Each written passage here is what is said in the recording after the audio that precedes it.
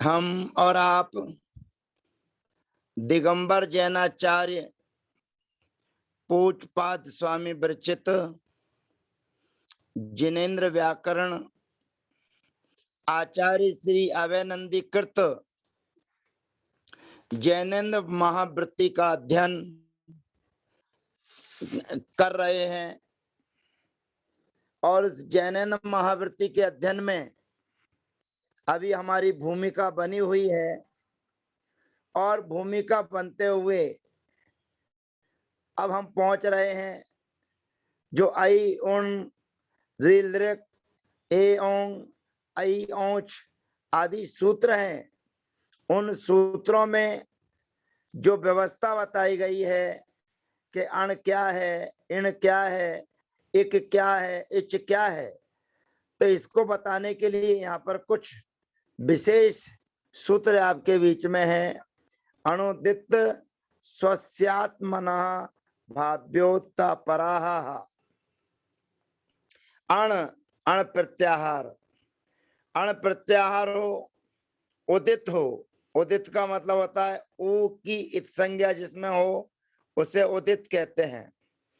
और स्वस्य आत्मनः, स्व माने स्वसंज्ञक, स्व माने सवर्ण संज्ञक, उससे आत्मना माने स्वयं का जो भाव है, जो उससे जुड़ा हुआ है, उसको हम कैसे जानेंगे? कहते ता परः, ता से परे, ता से परे या ता परे।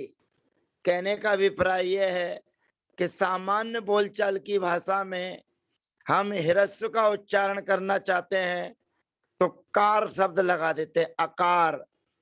और दीर्घ का उच्चारण करना चाहते हैं तो आकार बोलते हैं। उस कार के स्थान पर ता शब्द जोड़ सकते हैं। जैसे हमने बोला अत, तो अत बोलने से यहाँ केवल ह्रस्व आकार का ग्रहण करना है। आत बोला तो आत में तो ता तो केवल बताने के लिए है, समझाने के लिए है, लेकिन उस ता के पूर्व जो वर्ण है केवल उसी का ग्रहण होगा, यानी कि आ का ग्रहण होगा। तो यही सूत्र कह रहा है अण, अण माने अण प्रत्याहार।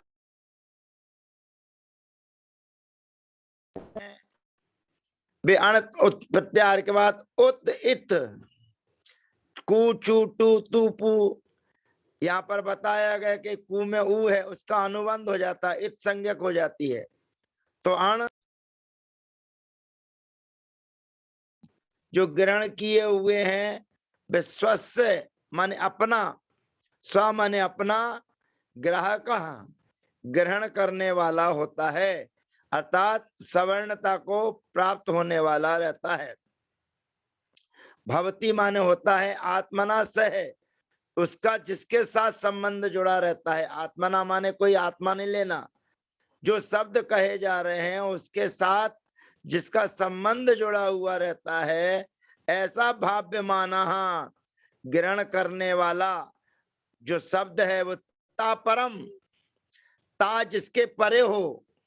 और चा शब्द दिया है तो ता से परे, ऐसा जो वर्ण होता है वो वर्जित्वा माने रह होकर। अब यहाँ पर ये बताया जा रहा है कि अण उदित को ग्रहण करने वाला स्वस्य ग्राहक का, अपने का ही ग्राहक होता है, माने जिसके साथ लगा हुआ है उसी को ग्रहण करने वाला होता है। भवती आत्मना से भाव्यता भाव्यमानाता परम च वर्जित्वा, और जिसका जिसके साथ आत्मा के साथ संबंध जुड़ा हुआ है, जिसका जिसके साथ में नियोग जुड़ा हुआ है, उसके साथ में यदि वो ता शब्द है तो उस ता शब्द को छोड़कर, वर्जित्व माने छोड़ करके, जैसे एक सूत्र आता है घसी रात। अब घसी के स्थान पर आत आदेश होता है, तो यहाँ पर घसी के स्थान पर जो आत आदेश किया इसमें ता जुड़ा हुआ है, तो ता परे है ये सूत्र कहता है। तो यहाँ पर आत, तो यहाँ आ का ग्रहण करना है कि आत का ग्रहण करना है? तो कहते हैं यहाँ पर जो तुमने काम किया है वो घसी के स्थान पर आत किया है।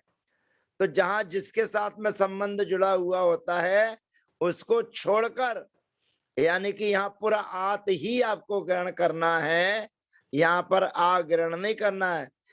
ये इनके समझाने का अभिप्राय है कि आत्मना से भाव्यमाना तापरा, जिसके साथ जिसका संबंध जुड़ा हुआ है, जो केवल बताने के लिए ही कहा जा रहा है कि घसी के स्थान पर आत आदेश हो रहा है, तो ऐसा स्थान को छोड़कर सामान्यतया जब कथन किया जाएगा तो ता यदि उससे पहले परे है या ता उसके बाद में परे है, तो वह उसका ग्रहण करने वाला होता है, ऐसा जानना चाहिए।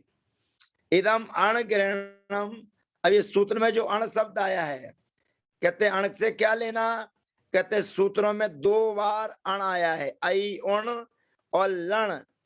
तो आई उण और लण में जो 2 बार ना आया है, तो इस सूत्र के माध्यम से, अब आप कहेंगे कि इस सूत्र के माध्यम से इसका कार्य क्या है, ये आगे जब प्रक्रिया हमारी चलेगी, जब हम उस गंतव्य स्थान पर पहुंचेंगे जहां पर अण प्रत्याहार बताया जाएगा, तो उस अण प्रत्याहार कहने का मतलब है आई उण, केवल यहां तक सीमित नहीं रहना है, इसके बाद जो लण प्रत्याहार में ना है वहां तक ले जाना है। ये सूत्र का भाव कह रहा है कि अण इदम अण ग्रहणम परेण नकारेण।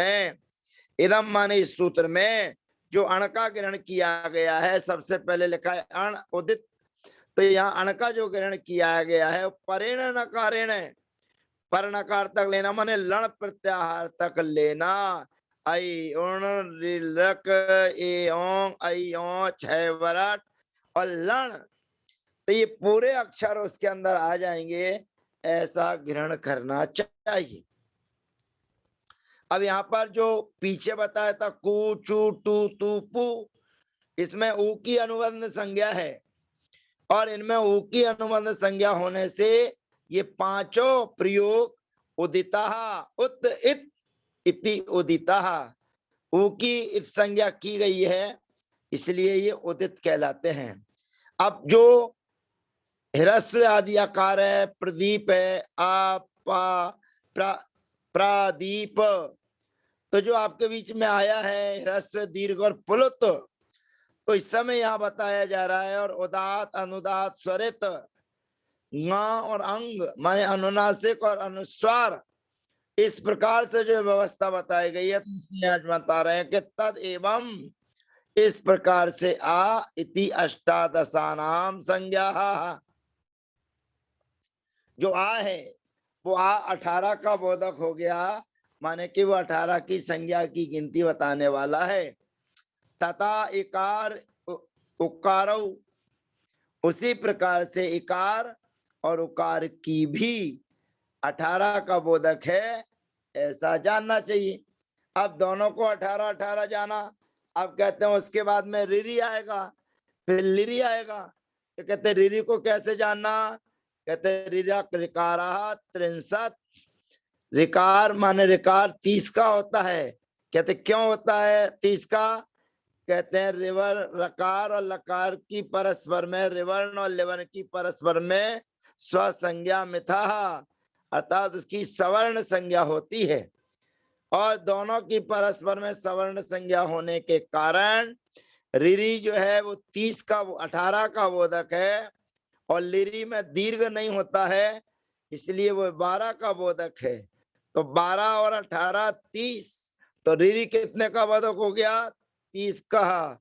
तो यहाँ कह रहे हैं 30 का बोधक हो गया, और उसके बाद में रिवर्ण है, कहते वह भी 30 का बोधक हो गया, कहते रिकारा 63 एव, कहते रिकार 30 का बोधक है, कहते और कहते लिकारा भी, और लिकार भी 30 का बोधक हो जाता है, ऐसा जानना चाहिए।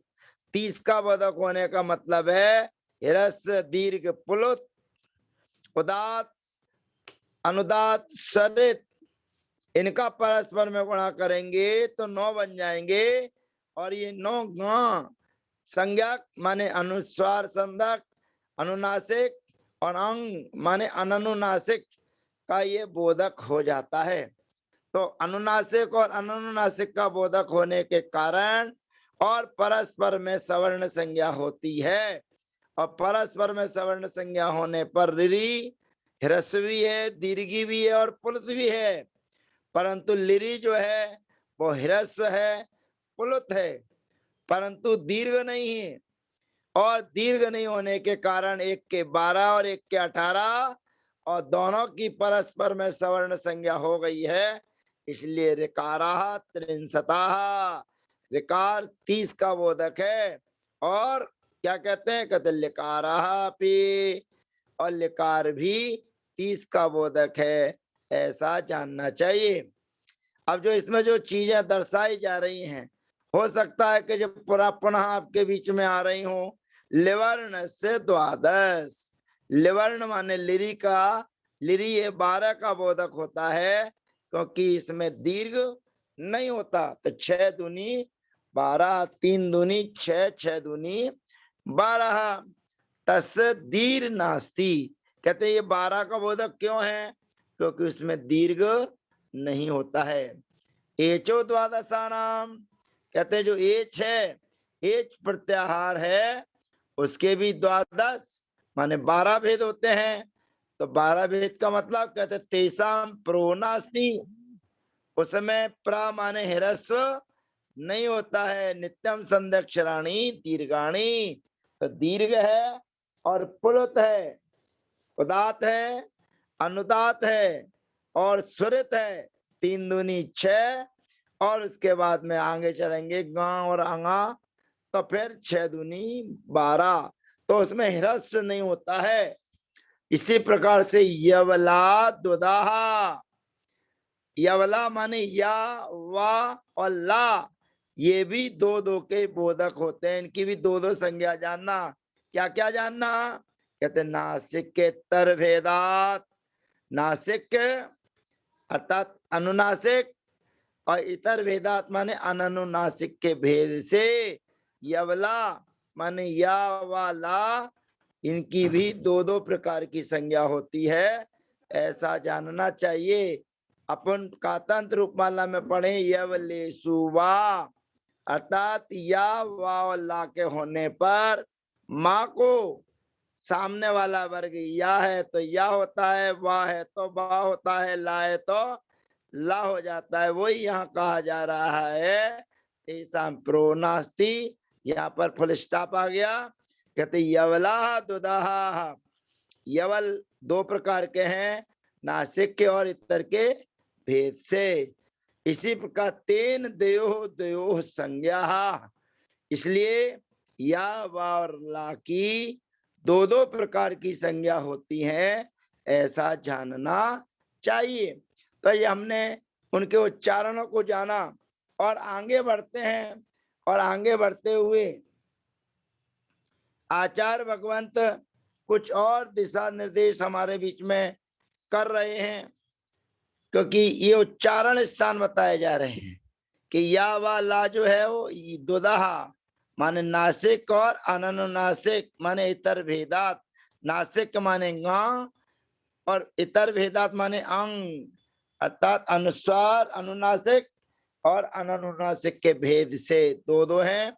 अगला मैटर, अगला विषय हमारे बीच में आ रहा है। और आगे बढ़ते हुए ये देखिए कि श्लोक है, और ये श्लोक क्या कह रहा है, क्योंकि इसमें अणुदित सवर्ण आया था, अणु आया, अणुदित उदित सस्य माना। तो इसमें कहते जो अण आया है उससे क्या कहना चाहते हैं आप, क्या समझाना चाहते हैं। कहते सुनो भैया जी कि यहाँ पर जो प्रत्याहार सूत्र आए हैं आई उण रेल छवरट, इसमें जो प्रत्याहार सूत्र आए हैं इस श्लोक को आत्मसात कर लीजिए। कहते करवाइए। कहते परेणे विवेण ग्रह सर्वे पूर्वेणे वाण ग्रह मता बिना ऋते नुदित स्वेस्ये ते देकम परेण तू। अब यहाँ पर ऊपर की लाइन का भाव स्पष्ट है कि परेण एव अणग्रह, परेण एव इणग्रह, यहाँ पर इस सूत्र में मात्र, इस सूत्र में जो अण कहा गया है वो परेण एव, पर नकार तक लेना है, पर नकार तक लेना है माने कि लण प्रत्याहार तक लेना है। परेण एव ये है अण ग्रहण इण ग्रहणम। यहाँ पर परिण मान आगे तक ही यहाँ पर इण ग्रहण करना है। तो यहाँ पर इण प्रत्याहार जब कहा जाएगा तो पर नकारिण, पर नकार तक जानना, परेण एव इण। तो पर नकार इण प्रत्याहार कहा जाएगा तो पर तक जानना, और पूर्वेण एव अणग्रहा, अगर अण प्रत्याहार कहा जाएगा तो पूर्व नकार तक जानना। इसमें विसंवाद नहीं करना, लड़ाई झगड़ा नहीं करने का। माने इण प्रत्याहार कहा जाएगा तो लण तक जाना, और अण प्रत्याहार कहा जाएगा तो फिर पहले वाला लेना। परंतु ऋते बिना, बिना ऋते, इसमें दोनों का अर्थ एक ही है। ऋते भी बिना के योग में आता है, बिना भी निषेध के पर्क में आता है। अब इसमें विचार करेंगे आगे क्या है। तो कहते यहाँ पर बिना ऋते रहित होने पर नु अणु माने जो अण प्रत्याहार है और उदित है, विश्वस्य एव एतत् एकम परिणतु। इस सूत्र में जो अण कहा गया है उसमें तो अण कहने से अन्य अंतिम लण सूत्र तक जानना चाहिए। परिणेतु अण उदित स्वस्य एतत् इति, एतत् एकम परिण, यहाँ पर नकार तक ही ग्रहण करना चाहिए।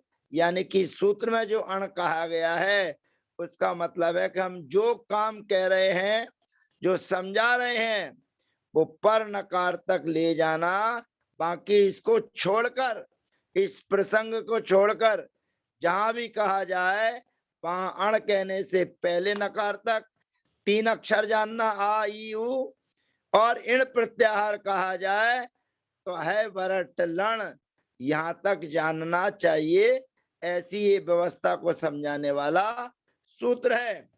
और इस सूत्र में तापरहा आया था, तापरहा, उसके लिए भी यहाँ पर समझाया जा रहा है कि तपहा, तपरहा को छोड़कर कहा है।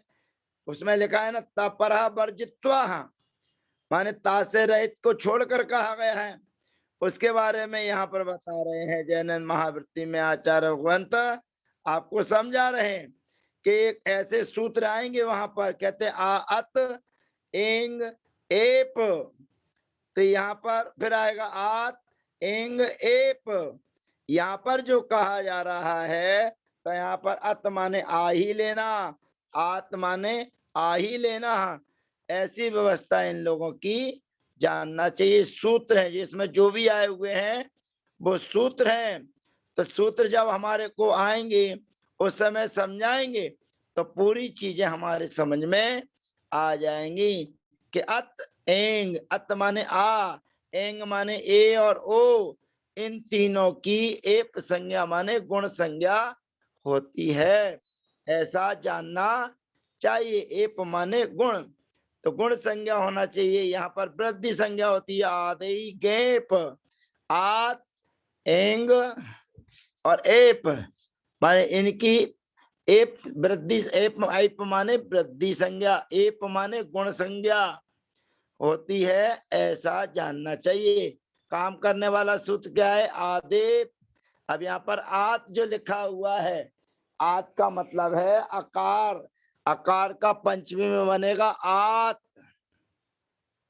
आ शब्द का बनाएंगे तो पंचमी में क्या बनेगा? आत। तो आदेप में जो आदेप आ कहा गया है, आत कहा गया है, तो ये ता से मतलब ये मत समझना कि ता उच्चारण के लिए नहीं है या ता वैसे ही है। यहाँ ता कार्यकारी है, माने आकार से आत बना है। तो ये गुण कहने की व्यवस्था है कि सूत्र जब आपके बीच में आएंगे तो और स्पष्ट होते चले जाएंगे। अब मेन सूत्र आता है संधौ। संधौ, संधौ का मतलब है संधि होती है। किसे कहते हैं संधि? लोकता एव संश्लेषः सन्निकर्षः वह संधीति ज्ञातव्यः।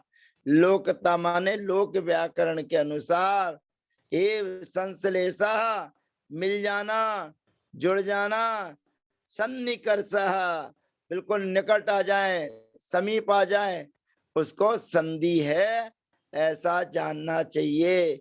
अर्थात ऐसे शब्द जो दोनों मिलकर के एक हो जाए, तो उसमें जो लोकता है, जो संस्कृत व्याकरण में जिनकी सिद्धि है, प्रसिद्धि है, ऐसे वर्ण संश्लेष को प्राप्त हो जाए, जुड़ जाए, सन्निकर्ष हो जाए, समीप समीप आ जाए, उसी का नाम है संधि।